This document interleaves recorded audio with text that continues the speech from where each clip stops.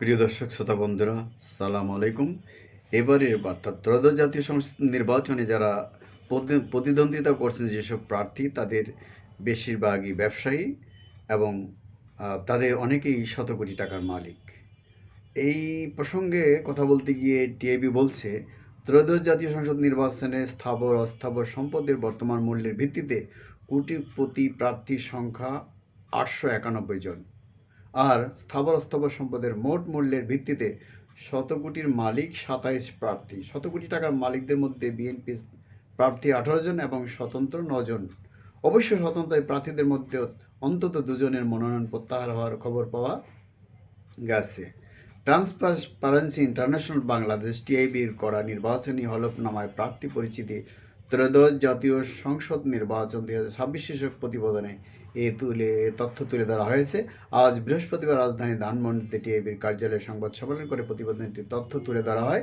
বিভিন্ন তথ্য তুলে ধরেন টিআইবির নির্বাহী পরিচালক ইফতেখারুজ্জামান ও টিআইবির কর্মকর্তা মোহাম্মদ তৌহিদুল ইসলাম।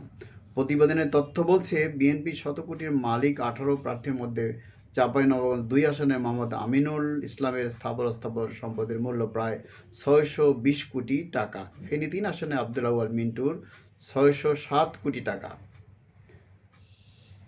বেশি। কুষ্টিয়া 3 আসনে মোহাম্মদ জাকির হোসেন সরকারের 581 কোটি টাকার বেশি। চট্টগ্রাম 4 আসনের মোহাম্মদ আসলাম চৌধুরী প্রায় 473 কোটি টাকা। ময়মনসিংহ 11 আসনের ফখরুল ইসলাম আহমেদের প্রায় 300 কোটি টাকা। কুমিল্লা 8 আসনের জাকারিয়া তাহেরের 292 কোটি টাকার বেশি। বগুড়া 5 আসনের গোলাম মোহাম্মদ সিরাজের 256 কোটি টাকার বেশি। চাঁদপুর 2 আসনের মোহাম্মদ জালাল উদ্দিনের 231 কোটি টাকার বেশি। শরীয়তপুর 2 আসনের মোহাম্মদ শফিকুর রহমান কিরণের প্রায় 186 কোটি টাকা।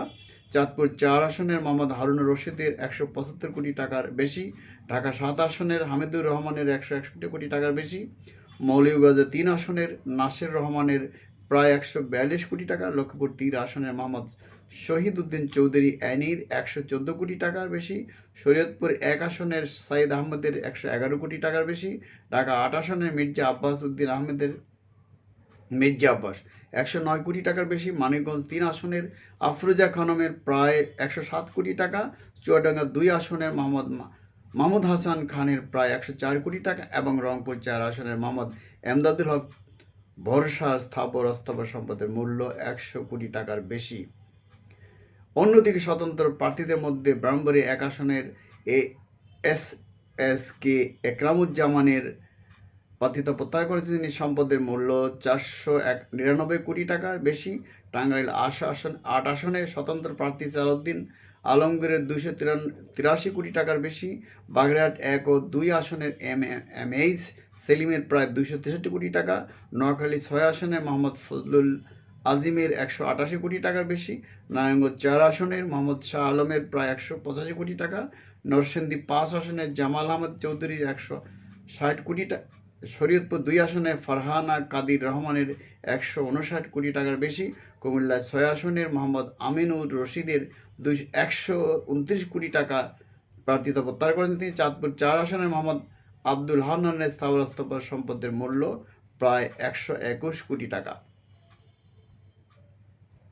এই হলো মৌলিয়ে এর এই যে টাকা শত শত কোটি টাকার মালিক যারা নির্বাচন করছেন, তাদের মধ্যে বেশিরভাগই ব্যবসায়ী বা সবই ব্যবসায়ী বলা যায়।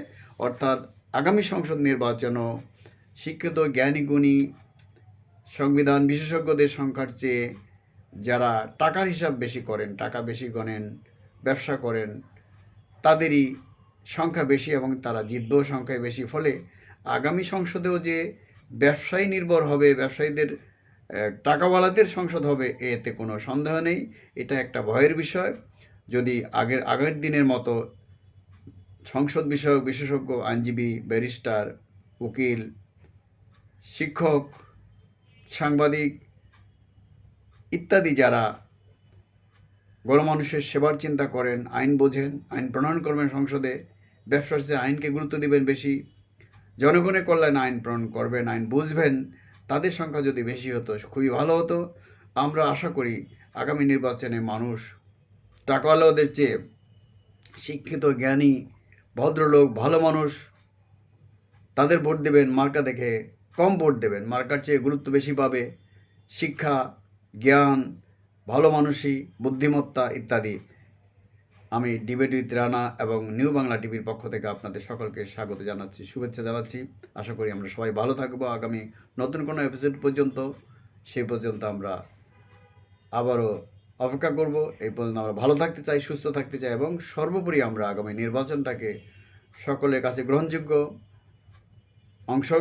অংশগ্রহণমূলক এবং একটি সুষ্ঠু সুন্দর নির্বাচন দেখতে চাই, যেখানে যে ভোটাররা তাদের ইচ্ছামতো প্রার্থীকে ভোট দেবে এবং তাদের প্রিয় ব্যক্তিকে তারা জিতিয়ে আনতে পারবে। আগামী সংসদ হবে ভালো মানুষের, শিক্ষিত মানুষের, জ্ঞানীগুণী মানুষের। তাহলে দেশটা এগিয়ে যাবে। ধন্যবাদ সকলকে। আসসালামু আলাইকুম।